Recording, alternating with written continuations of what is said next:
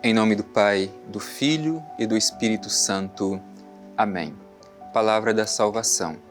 São Paulo diz que toda a Escritura é inspirada por Deus e é útil para a nossa salvação, para a nossa instrução na fé. É por isso que nós, carinhosamente, reservamos este espaço no nosso dia para escutar a Palavra de Deus. Escutá-la e permitir que ela nos oriente, nos ajude a guiar a nossa vida para que possamos realizar o projeto de Deus. Por isso, meu irmão, minha irmã, mais uma vez, somos convidados a abrir o nosso coração e os nossos ouvidos e acolher a mensagem que o Senhor tem a dirigir a cada um de nós. É uma mensagem de amor, de encorajamento e de esperança. Vamos acolher com carinho.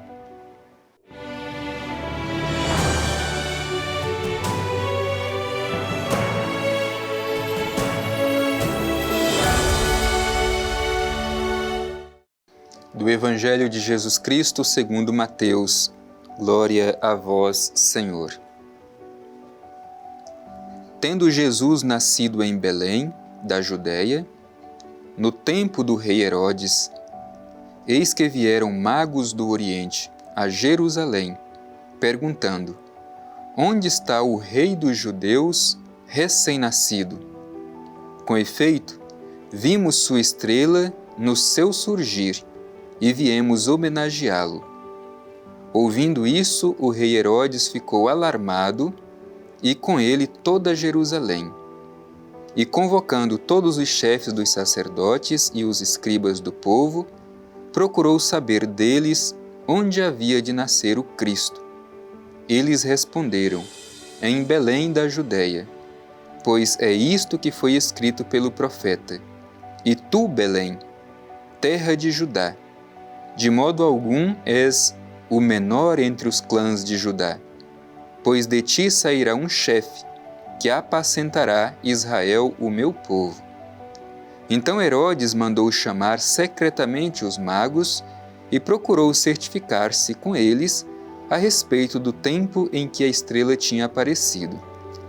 E enviando-os a Belém, disse-lhes: ide e procurai obter informações exatas a respeito do menino, e ao encontrá-lo, avisai-me para que também eu vá homenageá-lo. A essas palavras do rei, eles partiram. E eis que a estrela que tinham visto no céu surgir ia à frente deles, até que parou sobre o lugar onde se encontrava o menino. Eles, revendo a estrela, alegraram-se imensamente. Ao entrar na casa, viram o menino com Maria, sua mãe, e, prostrando-se, o homenagearam. Em seguida, abriram seus cofres e ofereceram-lhe presentes, ouro, incenso e mirra. Avisados em sonho que não voltassem a Herodes, regressaram por outro caminho para a sua região. Palavra da salvação. Glória a vós, Senhor. Meu irmão e minha irmã, esse trecho do Evangelho que nós ouvimos ilumina uma festa muito importante na vida da Igreja. Hoje é domingo, dia do Senhor, e nós celebramos a Epifania do Senhor. Epifania significa manifestação do Senhor. Aquele menino, nascido na pobre manjedoura de Belém, junto dos animais, ali na gruta, manifesta toda a grandeza e a glória de Deus. Por isso esse trecho tem muito a nos ensinar, para que possamos também nós contemplar esta manifestação de Deus na nossa vida, assim como foi para os magos na gruta de Belém.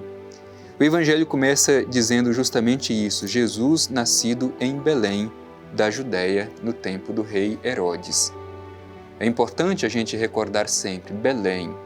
Jesus não nasce em Jerusalém, que era o centro religioso, mas em Belém, que era um vilarejo pequeno, entre tantos outros vilarejos. Mas é muito significativo porque Belém é a cidade de Davi e os profetas haviam anunciado que o Messias deveria vir da cidade de Davi. Então, por isso que é ali, em Belém, na pequena Belém, que Jesus nasce. e depois pelo próprio significado do nome Belém.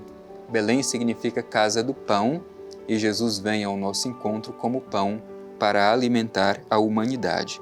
É importante que o Evangelho localize tudo isso que aconteceu no tempo do rei Herodes, justamente porque o nascimento de Jesus para o rei Herodes era uma ameaça. Jesus vem como um rei e Herodes pensa que seria um rei que iria agir conforme o seu comportamento. Mas Jesus era um rei totalmente diferente. Mas, de qualquer forma, Herodes se sente ameaçado com o nascimento deste menino que viria a ser o rei de Israel. E o Evangelho diz: eis que vieram magos do Oriente a Jerusalém perguntando: onde está o rei dos judeus recém-nascido? Ouvimos a sua estrela ao seu surgir e viemos homenageá-lo, viemos adorá-lo. Aqui é muito importante porque esta manifestação de Jesus, manifestação do Senhor em Jesus, mostra que a salvação de Deus é dirigida a todas as pessoas. Quem vem ao seu encontro? Quem é guiado pelas estrelas para vir adorá-lo? São magos do Oriente. Aqui são dois elementos muito importantes. Primeiro, porque são estrangeiros, eles são do Oriente, não são judeus. Portanto, a salvação é dirigida a todos, não somente aos judeus. E o Evangelho diz que eles são magos. Os magos eram vistos com muito preconceito, como indignos do reino de Deus.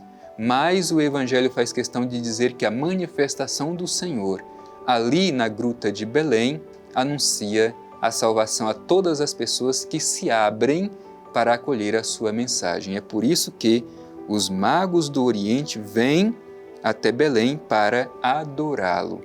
O Evangelho sublinha isso de forma muito clara. Qual o objetivo dos magos virem até Belém? Homenageá-lo, adorá-lo. Por outro lado, se nós temos os magos do Oriente, estrangeiros e vistos com preconceito, mas que contemplam na gruta de Belém o Salvador e o adoram, por outro lado nós temos uma outra figura, a figura de Herodes. Diz o Evangelho: ouvindo isso, o rei Herodes ficou alarmado e com ele toda Jerusalém, e convocando todos os chefes dos sacerdotes e os escribas do povo, procurou saber deles onde havia de nascer o Cristo. E eles responderam: em Belém da Judéia, pois é isto que está escrito, e apresenta a profecia do profeta Malaquias, que de Belém deveria de vir o chefe para governar todo Israel. Se por um lado os magos, que eram considerados indignos, contemplam em Jesus a salvação de Deus manifestada, o rei Herodes olha para Jesus e vê nele uma ameaça. Se os magos querem adorá-lo, o rei Herodes deseja matá-lo, porque vê Jesus como sendo uma ameaça para ele. Então, diz o Evangelho: Herodes mandou chamar secretamente os magos e procurou certificar-se com eles a respeito do tempo em que a estrela tinha aparecido. E enviando-os a Belém, disse-lhes: ide procurai obter informações exatas a respeito do menino, e ao encontrá-lo, avisai-me para que também eu vá homenageá-lo. Aqui tem outro elemento muito importante. O objetivo de Herodes era matar Jesus, porque Jesus era uma ameaça. Mas quem é do mal também não tem compromisso com a verdade, não é honesto. Quem é do mal se utiliza do engano e da mentira. E por isso Herodes utilizou deste instrumento da enganação e da mentira para tentar fazer com que, por meio dos magos, ele pudesse chegar até Jesus e cumprir o seu objetivo, que era matá-lo. Mas a ação de Deus é sempre maior do que o mal. Os magos vão, se alegram diante do menino Jesus, lhe oferecem tudo aquilo que tem, ouro, incenso e mirra, que é sinal justamente da vocação de Jesus como rei, sacerdote e profeta, e depois, avisados pelo anjo, voltam por outro caminho.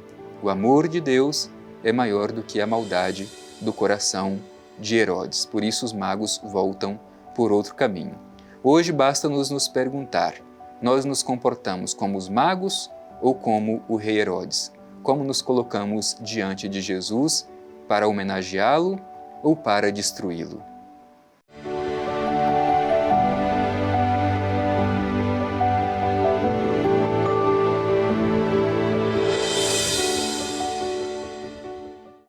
Os magos do Oriente estão ali diante de Jesus e lhe oferecem os seus presentes: ouro, que é símbolo da realeza, incenso, que é o símbolo do sacerdócio, e mirra, que é o símbolo dos profetas. Nós hoje também temos a oportunidade de nos colocar diante de Jesus para adorá-lo.